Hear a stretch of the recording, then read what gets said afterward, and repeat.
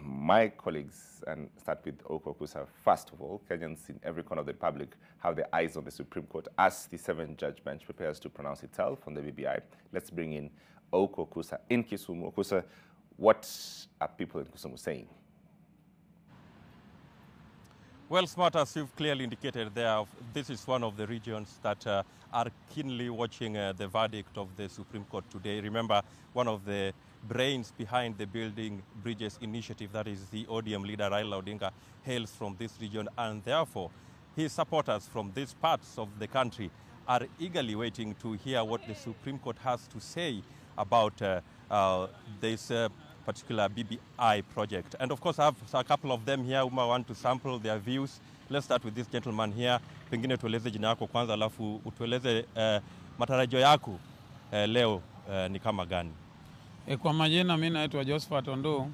Matarajio yangu kuhusu mambo ya BBI, natarajia hii kitu ipitishwe. Kama mahakama naweza sema iendelee, itaendelea, kwa sababu tumejua hiyo kitu ikiletwa itaguza maisha ya mwananchi ya chini na mambo mingi hata ya miradi ya Kenya. Lakini tena kitu ningependa wangeweka sana price control bill. Hii nchi yetu sahihi, hata Rais Uhuru, tunaomba Mheshimiwa Uhuru Kenyatta, hii nchi inaenda bila sheria. Ukiamuka bei za vitu zinapanda. So kama BBI itaendelea mbele, waweke price control bill. Watu hawezi, mtu anauza kitu vile anataka. Kama nchi hakuna sheria na tena wanasema ati wanaleta BBI. So hiyo constitution itasaidia wananchi ama itaua tu wananchi wa kawaida? So hiyo ndio kitu wangeweka, waweke misingi kwa wananchi wa taifa, wasiweke misingi kwa siasa.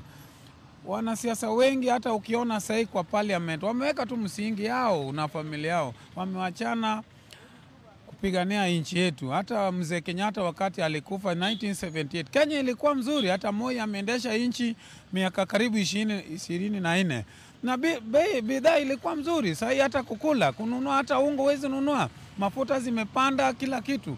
So hiyo ndio ningependa kuomba Mheshimiwa Uhuru angalie hiyo mambo, wananchi wa taifa wanaumia, na hiyo BBI pia tunatarajia kotini ikiletwa sisi tutapitishwa, ikiangushwa hivyo tu. Asanteni. All right, let's hear from this gentleman again. Jina alafu maoni kidogo. Kwa majina mimi ni Daniel Mogaka. Naishi Kisumu sana. Lakini kitu mimi naona vitu ya bidhaa ya hizi ya watu kukula imeenda juu. Daika kidogo ukienda kwa petrol station hakuna fuel. Sasa hatuoni mahali tunaelekea. Sasa asante. Finally, this gentleman here, just start by introducing yourself and then you tell us your expectations. The Supreme Court is giving its verdict on the BBI process. What do you think? My name is Salim Odeny. I'm a Kisumu resident. BBI is giving its verdict today, and the Supreme Court is giving its verdict today on BBI.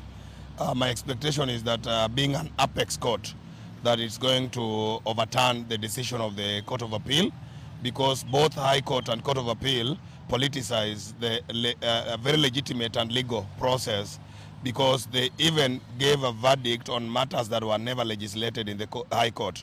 And we expect that the Supreme Court is today going to overturn that verdict and going to set a very jurisprudential decision in terms of how people are supposed to participate in amending the Constitution. Remember, it's the first time that the people of Kenya are going to amend their own Constitution, and the High Court denied them that opportunity. The Court of Appeal also politicized the process and upheld the decision of the High Court. We expect that the Supreme Court, being an apex court, is going to overturn that decision and is going to give the people of Kenya opportunity to amend the Constitution and implement the BBI. When you accuse the appeal court of politicizing the whole process, cite one example. One of the examples is by politicizing, I mean judicial activism. Like when they talked about president being charged or being accused in court, that was never litigated in the High Court. That was not one of the matters that was being litigated in the High Court. But then the High Court went ahead to give a verdict on the same matter that was never litigated. The Supreme Court, Court of Appeal, never cited that and distinguished that decision from the decision of the High Court. So they went ahead and upheld the decision of the High Court, which was wrong. So in my opinion, the Supreme Court, being the apex court, is the court that's going to save us by setting the record straight and by saying that BBI was a legitimate process. All right. Yeah. Oh, thank you very much, sir. Well, Smart, those are some of the views from residents of Kisumu regarding the Supreme Court verdict, which is on the BBI, which is expected to elicit a lot of reactions today, of course. And we'll be here to get reactions after the Supreme Court gives its ruling on this particular matter, to hear from the residents if they're satisfied with the outcome of the of the Supreme Court ruling, which we expect to happen in a few hours' time. Back to in the studio. Thank you. Thank you.